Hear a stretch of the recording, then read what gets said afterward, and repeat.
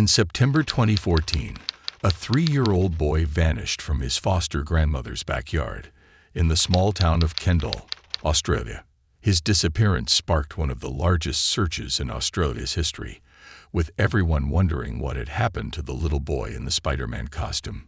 Despite recent developments regarding William's foster parents, what happened that Friday morning is still unclear.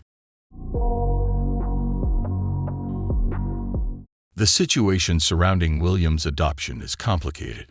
We do know that he and his older sister were removed from his biological parents when William was just a baby. His mother had 2 other sons who have remained in her care. William's foster parents have not been publicly named. On September 11, 2014, William, his sister, and his foster parents took the 4-hour drive from Sydney to Kendal. They were off to visit his foster grandmother. Her house was on Benaroon Drive, located opposite the Kendal State Forest. Sometime between 10 a.m. and 10:25 the following day, William was playing with his sister in the garden. His foster mother and foster grandmother were watching as the kids bounded around the front and backyard, William standing out in his Spider-Man outfit. His foster mother went inside to make a cup of tea and could hear William doing his tiger impression outside. She listened to his roars while in the kitchen. After a few minutes, though, William's foster mother realized that everything had gone silent.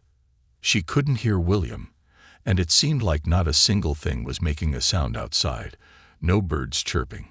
Even the wind seemed to have stopped. This worried her, so she went outside to check on him, but William was nowhere to be found.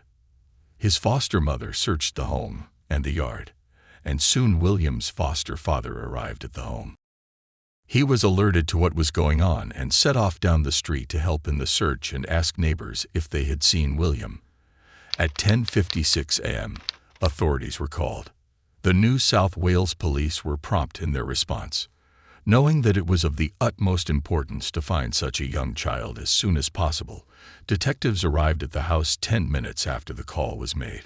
Hundreds of police officers and emergency service members flocked to Kendal in the search of the missing toddler.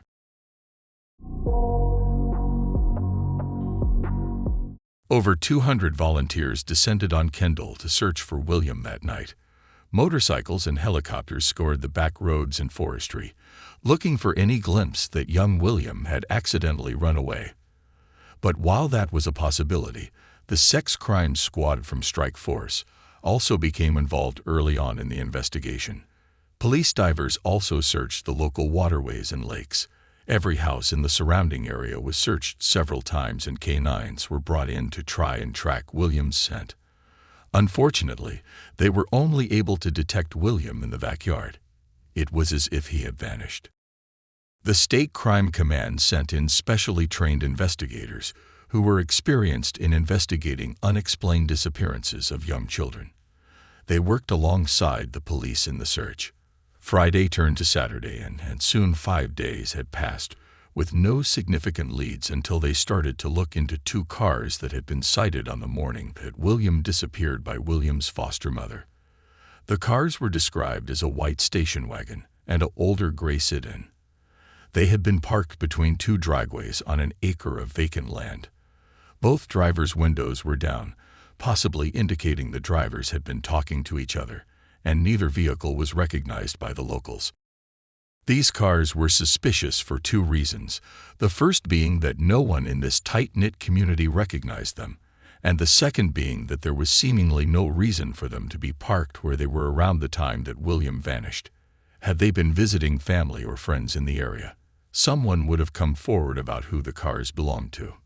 There was also a sighting of a green or gray sedan at around 9 a.m. that morning that drove along Benaroon Drive while William and his sister were riding their bikes in the driveway. It is unclear whether this car matched the older model gray sedan that had been seen parked next to the white station wagon. This information was not made public until 12 months later, reportedly due to sensitivities surrounding the case. Opinions on what happened to William are conflicting. Some believe he was snatched by a predator, and others feel the culprit was closer to home. In September 2014, Strike Force Rosen was established to investigate William's disappearance. 14 detectives were put on the case to work at it full-time, looking through hundreds of documents and information given by the public. Unfortunately, even though such brilliant minds were helping to solve this case, no breakthroughs were made. In 2016, the New South Wales government announced a $1 million reward for information about William's location. This became the largest reward ever offered to locate a missing person.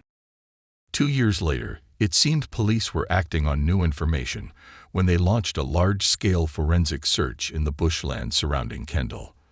The search lasted 3 to 4 weeks, but still, William was not found. A few years went by until another search began on November 15, 2021, after new evidence came into authorities. They were focusing search efforts in 3 areas surrounding Kendall. We do know that William's body was not found, but it is unclear whether any evidence was. The latest update in the case came just last year, when William's foster mother was charged with giving false or misleading information to the New South Wales Crime Commission during a hearing in regards to hitting one of her other foster children. Apparently, a question had been asked if she had ever hit another child with a spoon before. When this news broke, naturally suspicions turned to the foster parents as questions of their potential involvement were raised. This ended in the foster mother being found not guilty of these allegations in November 2022.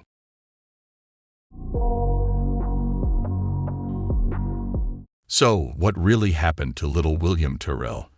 There are 2 trains of thought in this case, one being that William was abducted by an opportunistic stranger, and the other being that an accident happened at the home which ended in a cover-up. Clearly, authorities have not been able to uncover enough evidence that points firmly enough in either direction. One thing's for sure, William didn't run off and get lost. Something happened to him that day, and someone knows the truth.